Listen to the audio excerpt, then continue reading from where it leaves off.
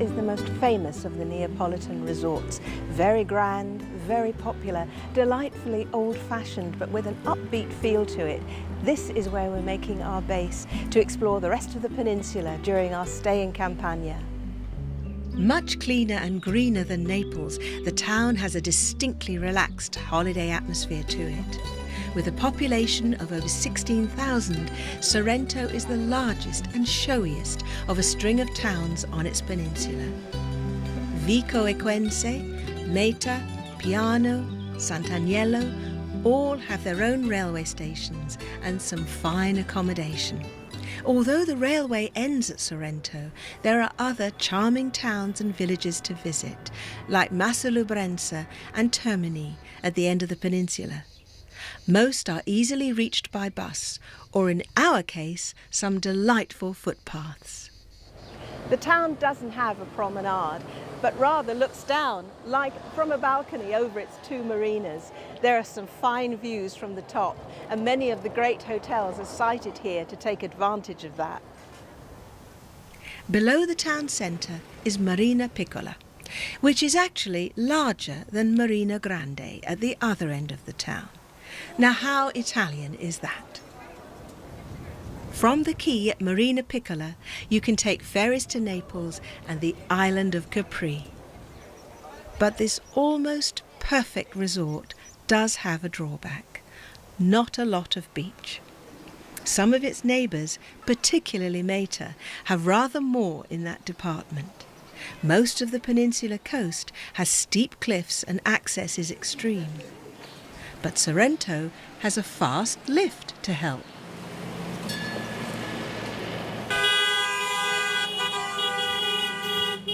Why do you think Sorrento is so popular? Well, I guess there are many, not just one reason why Sorrento is very popular. We could talk in the last few years because low-cost company take people to nearest airport, which is Naples. But during the time, many things here in the area were filmed, many movies with international stars like Jack Lemmon or Sophia Loren.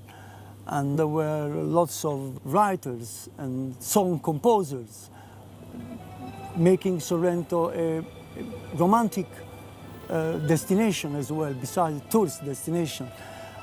Many Neapolitan melodies and Torna sul Riento, come back to Sorrento. It used to be like a hymn to come and visit this area. Although many of Sorrento's five-star hotels have been sited on the cliff top to gain wonderful views of Vesuvius and the Bay of Naples, perhaps the best situation in town is taken by the Foreigners Club, which is open to all, with reasonably priced food and drinks and live music every night. How did the Foreigners Club come about? The Foreigners Club is owned by the local tourist board and was created in 1924 to encourage meeting between local people and tourists, which still happens nowadays. This is just a sign and a proof of how hospitable and how friendly is the people of Sorrento. The Helpful Tourism Office is located at the entrance of the Foreigners Club, and outside, a few of the locals have crept in. Nino, what can the visitors see when they come to Sorrento? Beside the historical center, there is the Correale Museum, which I guess is one of the hidden gems of the area. And not to miss is the cloister and the church of St. Francis. In the old center, there is what we call Sedile Dominova, which used to be in the 1400s the meeting point of the people aristocracy of that time. We used to discuss about politics, about Sorrento. Well, that set us up for sightseeing. The familiar red tour bus will take you down the major streets, no doubt. But not surprisingly, Dave and I are going to take a walk around the town. The Corso Italia is Sorrento's main street. Classy, clean, elegant and upmarket. It is the place to see and be seen. I don't think I'm going to get tired of this street, Dave. Yeah, I might. I hope Dave's referring to the Trinino or tourist train, not the shopping. Incidentally, he's picked up a new craze to film. Three-wheeler trucks called Appy cars. Watch out for them.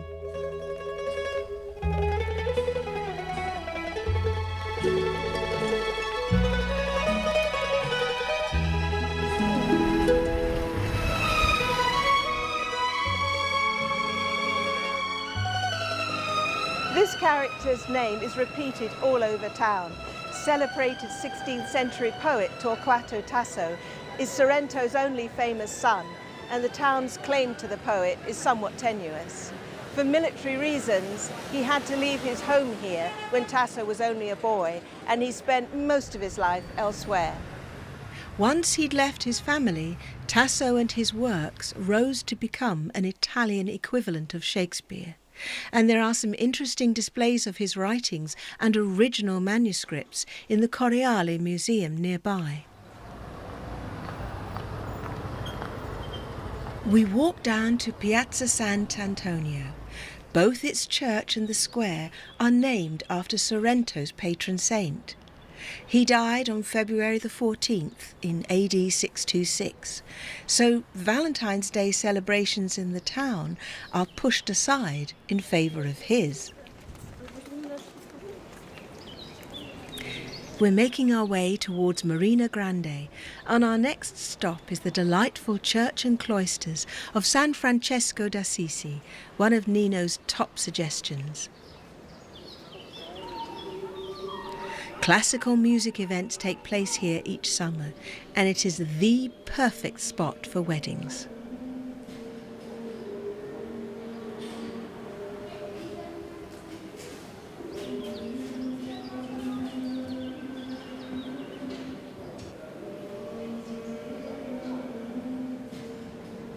Facing the church and cloisters are public gardens, which were once the orchard belonging to the monastery here. There are some really good sea views from the balcony. On clear days, you can see the Isle of Ischia we visited earlier and its neighbour Procida, and the 20-second lift to take you to the bathing area below. Here's one. Not far is another clifftop park. This is Piazza della Vittoria, dedicated to victims who died in the First World War. The view to the left is Punta della Capo, site of the 1st century Roman Villa di Pollio and a local beauty spot. We walk down Via Marina Grande.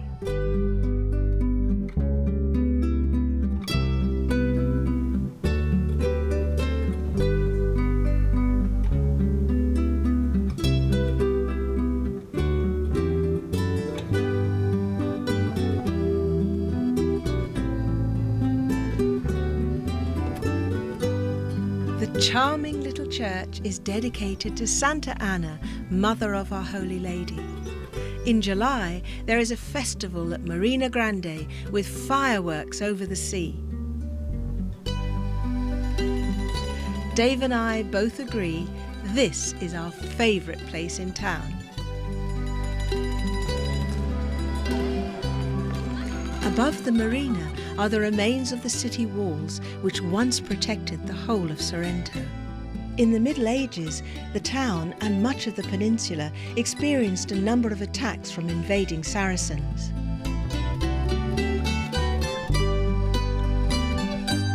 Back on Corso Italia, we've almost made a circular walk around town. Next to see is Sorrento's Cathedral. Dedicated to St. Philip and St. James, it was built in the 15th century on the site of a much older church. The facade had to be rebuilt in 1904 when there was damage from a violent cyclone that hit the town. The cathedral's magnificent bell tower is sited several doors away along Corso Italia. Now it's a short walk down another historic back street to return to Piazza Tasso.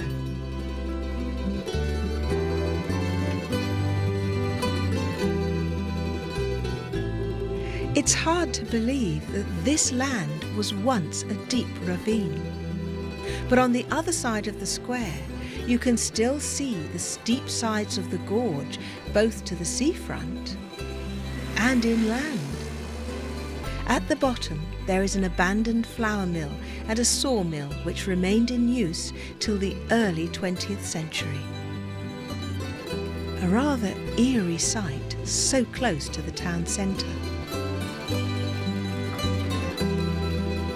On Nino's suggestion, we visit Sorrento's Coriali, claimed to be the finest provincial museum in Italy.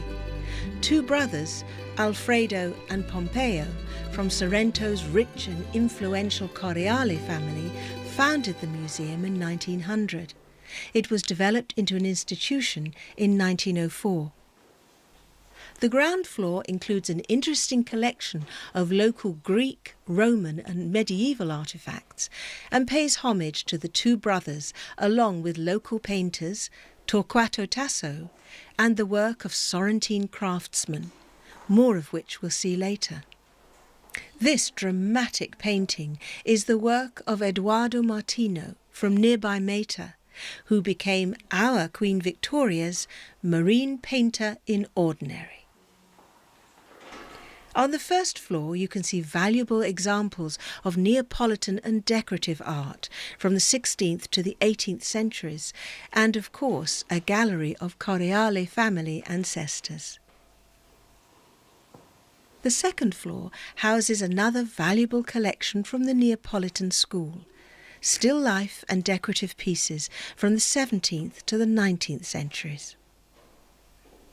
To round off this cultural visit to Sorrento's fine museum, you can stroll in the gardens and enjoy the clifftop panorama. How long have travellers been coming to the region? Well, so we should start with Romans, because senators and emperors, they used to come to Sorrento, and they were very present all along the peninsula of Sorrento and Sorrento itself. Afterwards, let's say about 1787, there was here the famous writer Wolfgang Goethe. He wrote about Sorrento in his book Journey to Italy. And he used to write about Sorrento, do you know the land where the lemons bloom and the golden oranges glitter behind the dark leaves? He was obviously talking about Sorrento. And later on, Sorrento was one of the most popular tourist destinations for the so-called Grand Tour, which was let's say, the cultural, educational tour of young and rich people of the whole aristocracy of Europe. And they start to make Sorrento very famous and very popular for tourists. And they've been coming back ever since? And they're still coming, yes, of course. In the 60s and 70s, with the advent of the low-cost airfares and charter flights, it's no wonder Sorrento, which was already firmly set on the tourist map, was chosen by tour companies. These pages from Thomas Cook brochures from that time show Sorrento as a perennial favourite. But some would argue that the town, once an exclusive destination, had been popularised by some operators with a disregard to its illustrious past. Sorrento's interesting and exquisite inlaid woodwork, famous during the 19th century, had also been made at an affordable price for the new tourist market to take home. Dave and I have found out about another fascinating museum in Sorrento, which definitely puts the town's importance as a cultural place to spend your vacation back on the map. We walk through the workshop district, down alleys which don't seem to have changed in hundreds of years. The Museo della Tarsia Lignea was opened in 1999 by architect Alessandro Fiorentino. Set in a lovely 18th century patrician palace, on display are extensive collections of furniture, paintings, drawings and art objects, all specially chosen to give the visitor a better understanding of this unique town. Marqueterie is a very antique history that starts in Italy at the end of 14th century. It starts in the church, and beautiful masterpiece, absolutely very important. And for all the 15th century, we had this, the best history of inlaid woodwork in Italy. Then they start to produce this, with this technical furniture for the King building in many, not only in Italy, also around in Europe. At the end, in the 19th century, we had this diffusion became largest because you see the furniture of the house needed to have different pieces, just not only the bed but chairs, tables, desk, everything. And in all Italy, each decoration it was different from town by town, you know. And also in Sorrento, they start. The only thing that in Sorrento, they don't start for private people. It means that just for furniture of the house, but they start to support the tourist market that wish to have at home, take at home, something just to remember the culture of the place. So in the decoration, they confirm the Sorrento peasant, the Tarantella dance, all something that they had, the tourists of Grand Tour had the opportunity to see in the area, and they wish to confirm through watercolors and paintings, but also through the furniture, what they have seen in Sorrento. The Grand Tour had been very important for Sorrento, really, and also for the inlaid woodwork, because the local craftsmen had the opportunity to work to make furniture for people very rich with a large eyes culture, you know. So they had the opportunity to produce something that we have saved in this museum. This is an interesting shape. What would this have been used for, this table? It's a music table. You see on the top of the tables there are 4 drawers. When you take out, and you take also 4 music stands. So 4 people sit around the table to make music, to produce music. This gives us also an idea on the life of the family in the 19th century. They had not TV, you know, and not, and so they used to have a little happening with music in house. The museum is laid out on 5 floors and also contains historic maps and a model of the town depicting the layout before Piazza Tasso was built over the gorge. Alessandro is a master craftsman himself, and since opening the museum has exhibited some fine works of his own as well as from his students, who are also keen to keep this tradition alive. The most important thing of the project is the future, not through me, you know, but through a new generation of craftsmen, where they confirm the technique of the 19th century, but they had the opportunity to think something modern. That is the market. That we come back again to a modern Grand Tour, you know? Yes. Hanging on the ground floor of the Museo della Tarsia Lignea are some amusing advertisements from Ciampa & Sons, a very successful company in the area. They used to ship the main crop of Sorrentine oranges and lemons to a ready market around the world. Citrus fruit growing in the area is still very much a thriving concern, and over the last few decades there has been an idea to incorporate it into the tourism industry. Dave and I tread down Via San Cesareo, which could easily be retitled Lemon Street. It's absolutely wonderful. This whole street seems to be given over to lemons. You can smell them everywhere.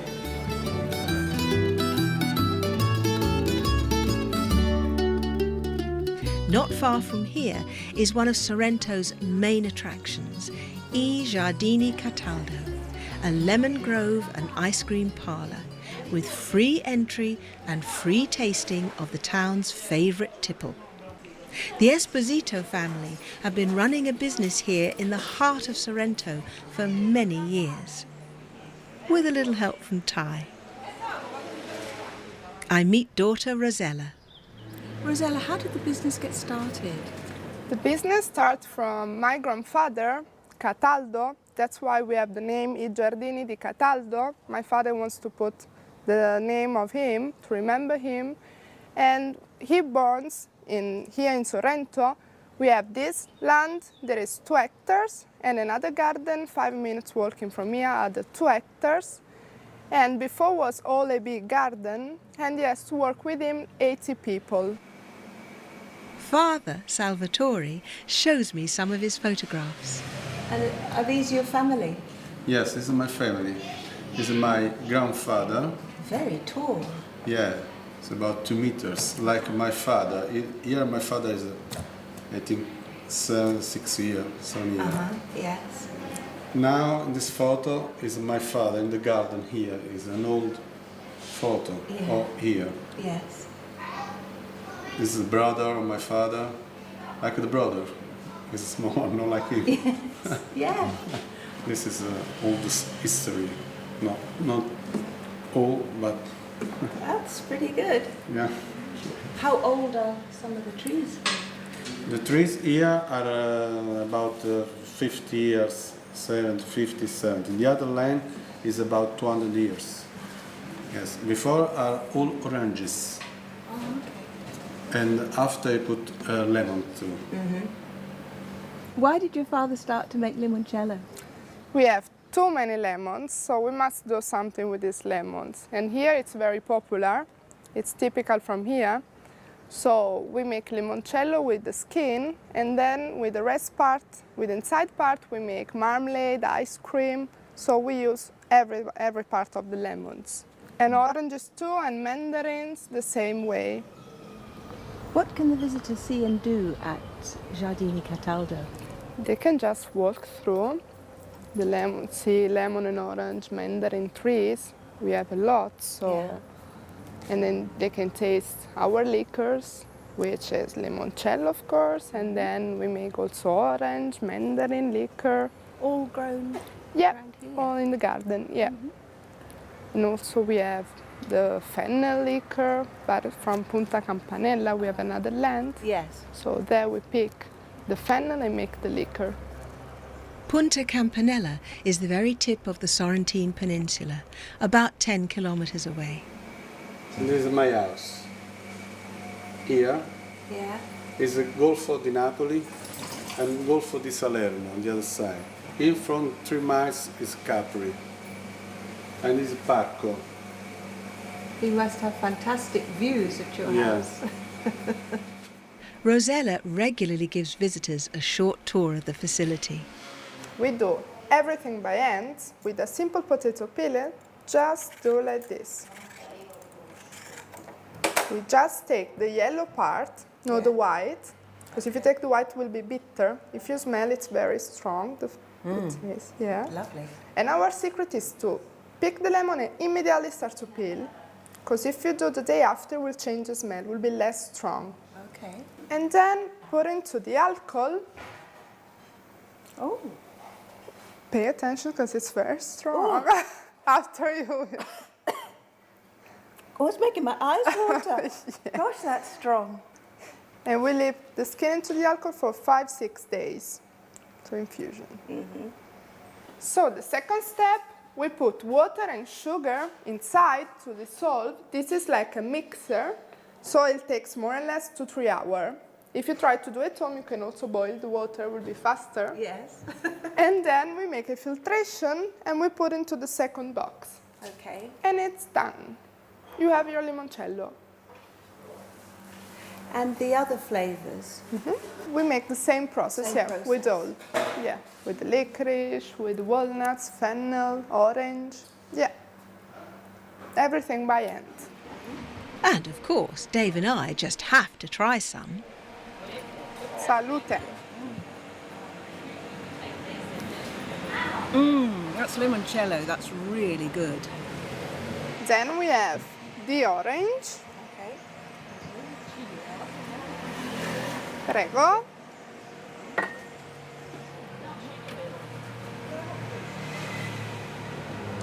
Which one you prefer, the lemon or orange? I like both but lemon is my favourite. Yeah. And finally, I give you the fennel. Now this is going to be interesting. That's an unusual one. Yes. Yeah, I'm going to see what this is. Oh yes. Yeah, Smell the you fennel. can feel it.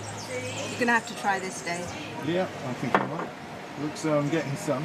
Prego. Okay. Glad. Oh, Salute. that is different. Yeah, I told you. Oh, it's That's nice. it's nice and cold. Really good. Can I have some more? Sure. That is really good. And you always serve it cold? Yeah, generally. From the freezer. Oh, from Yeah. the freezer. Prego. I didn't know there were so many flavours. Yeah. So you still prefer the limoncello? Well, I did until I tried You the must fennel. try again. But I think, yeah, I think probably I like The the lemon. But limoncello. that fennel one was really different. Yeah. Well over 100 years ago, famous exporter Champa and Sons, who were quite likely to have traded with the Esposito family, sent fleets of ships with a valuable citrus cargo around the world. Many of these vessels left from the port of Meta, 5 kilometres away. If you have some time to spare when visiting the peninsula, this old naval town makes for an interesting look round. Meta was the place where the first nautical school forming officers and captains for the Italian Navy, and Meta was the place where the first shipyards in Italy were built. And from this shipyard they built 256 ships who travel all around the world to commercialize, to export orange and lemons. And of course, this was what moved the economy of that time. We are invited to an historic naval house there by Massimo Maresca, the owner of a fascinating and comprehensive collection. The Naval Museum of Maresca, started by Mario, his father, is currently set out in part of the house.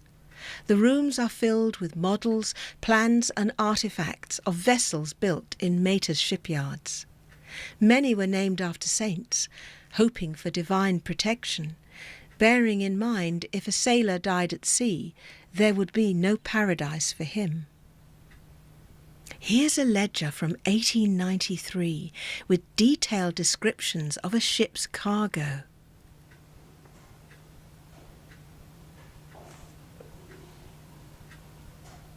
This is a desalination filter made in, of all places, Battersea, London. On a couple of shelves lie a collection of ships in bottles made by local sailors, and this one, a village in a bottle, to remind the owner of his home whilst on a long voyage at sea. The naval house overlooks the seafront at Meta. Whilst we're waiting for the sun to come out, it's still nice and warm.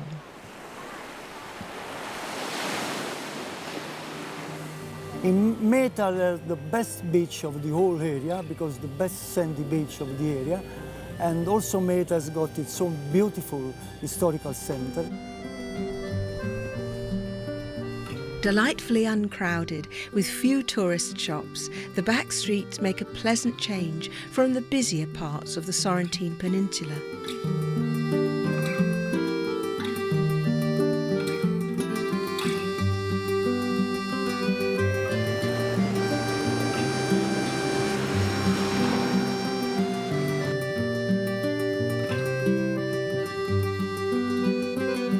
In the future, there is a possibility that the Naval Museum of Maresca may be relocated in this elegant building, Villa Giuseppina.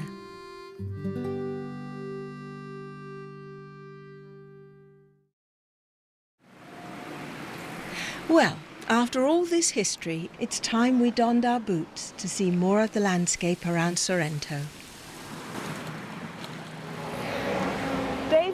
planned a walk further along the Sorrentine Peninsula. We're climbing up out of town to make a visit to the next coastal resort of Massa Lubrenza, and then on to Termini. This little town, as the name suggests, is the very last on the peninsula. The walking trail to there is mostly made up of small cobbled roads and tracts.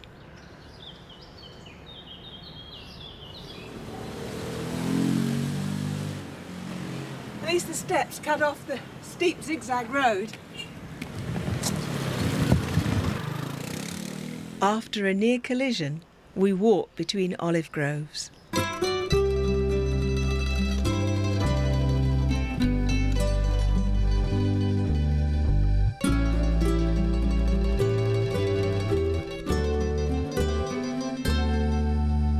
I really like these hand-painted tiles. You don't see them everywhere, do you?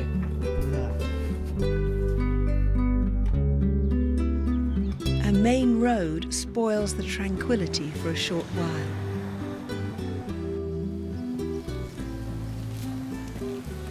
We're looking for a painting of a Madonna and Child as a waymarker. The next part. I think that's it. Do you reckon that's it? Well, it's the only one, and the road, and it forks. Yeah, that's definitely it. And there's a hand-painted tile again. It's not a very good hand-painted picture, though, is it? It's quite clear as you walk down these lanes that this land has been cultivated for many centuries and will probably continue to be so.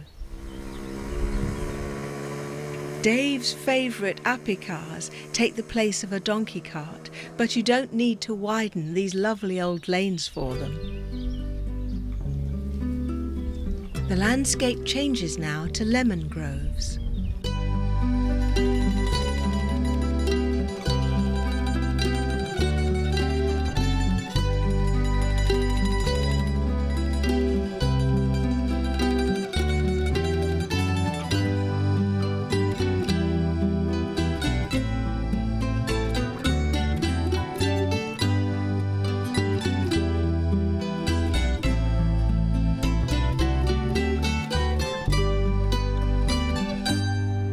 There's a school sign down there, so we can't be far away from Massa now. Yeah.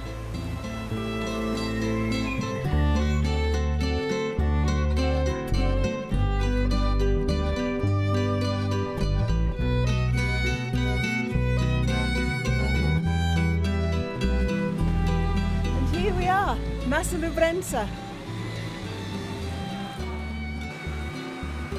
The ancient town is the hub of many smaller villages situated on the tip of the peninsula, and together they form a commune. The lovely parish church, St Mary of Grace on Piazza Vescovado, was built in the 17th century. Massa does have a picturesque old harbour below, but Dave and I don't get time to visit on this trail. The surrounding land has been inhabited for millennia. The Etruscans, ancient Greeks and Romans all favoured this sunny part of Campania, with of course a fair share of stories and myths. The community is known as Land of the Sirens, who lived along this stretch of the coast. The legend goes that they would lure hapless sailors onto the rocks with their haunting and beautiful voices. Today, the voices are not quite in the same league. There is a birthday party being held at the hotel. Being a Sunday, this is the only place open at the moment here. We gate crash. Nobody minds. Salute.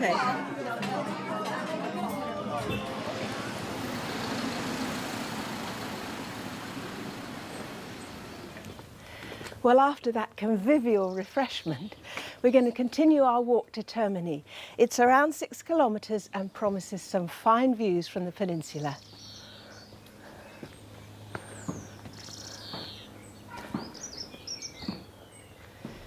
Did you pay for those drinks?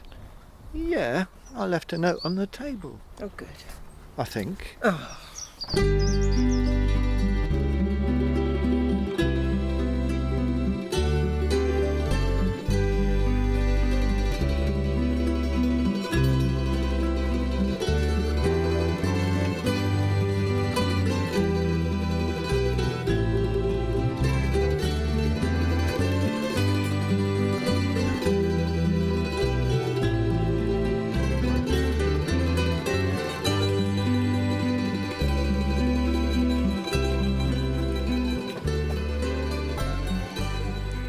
these old walls look as if they've been here a long time. They've got their own little botanical garden. Look like it's been undisturbed for decades. Centuries, I'd say. Probably. Ah, here's our turning, I think. Yep.